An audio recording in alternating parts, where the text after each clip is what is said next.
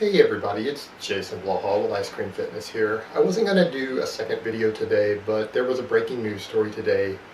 Tyson, the 100-meter champion, tested positive for a banned substance today. He's not going to be allowed to go to the championships in Moscow next month. I'm going to link a news story down below, and I want to discuss this just a little bit for you guys. But hold on, let me give you guys a bicep shot first. Alright, it seems this is a case of, since he says he put his trust in someone else and they let him down, this is probably going to be one of those cases to where he didn't get a drug that he thought he was getting, or someone gave him a timing protocol that didn't work to clear for the test, which does happen a lot. That's usually how your big champions get popped, because they break away from the traditional stuff that we know works. I've broken down for you guys how easy it is to pass drug testing. I used to get my guys through random drug testing in the off season really easily. No one ever got caught. It's just not that difficult if you know what you're doing. If you're willing to use some of the more painful and annoying stuff that clears within 12 hours for a test, things like testosterone suspension, HGH. If you're smart with the use of those, you could pass every drug test known to man, in season, out season.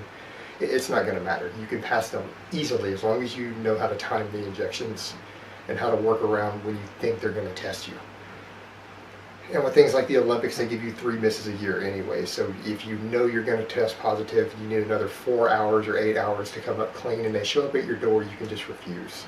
You can do that up to 3 times. So not really a big deal for these top athletes. It's when people need stronger drugs because they're trying to be ultra competitive, like Tyson here.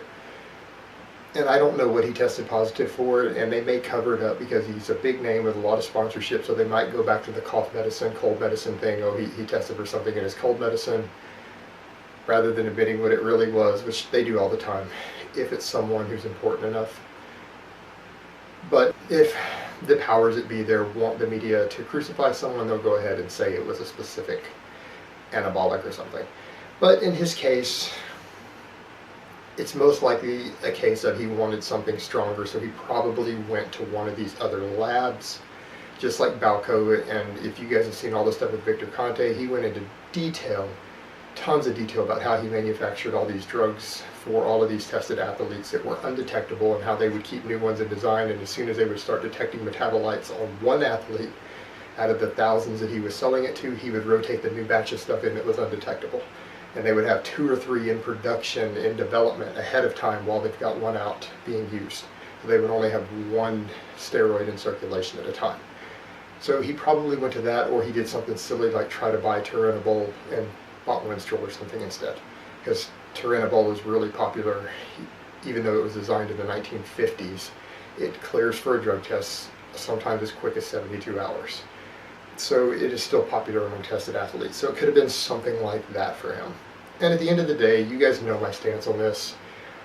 The whole reason this stuff is even banned in sports, even though they can't really catch anybody, even though everybody on the field is using it, comes down to what our governments have basically said on this, and what Congress has said in the U.S., is that if we tell the children, and they do this to protect the children, and you know that's what jackasses do in politics, they hide behind the children. But to protect the children so that they don't know that all their heroes are on performance-enhancing drugs, we keep them illegal, and we make a public show of cracking down on them in sports. But the reality is that it's such horseshit. What they don't want people to know is that their hands are dirty, and our governments, and particularly the U.S. government, their hands are just as dirty as any of the coaches in the labs who are manufacturing this stuff and making sure that their athletes get these. They have a vested interest in that, and it's been uncovered multiple times in the past. And they're basically covering their own reputation at this point, because they started this whole thing. The U.S. government is one of the 2 governments that's responsible for all of this starting, and the use of anabolic steroids in athletes.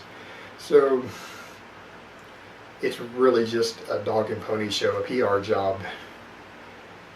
And it just pisses me off that they love to hide behind the children. And what I say is that if you really want to protect the children, you need to let them know this ahead of time, before they get their hopes and dreams up to becoming a professional athlete and start working their ass off for it for 4 or 5 years.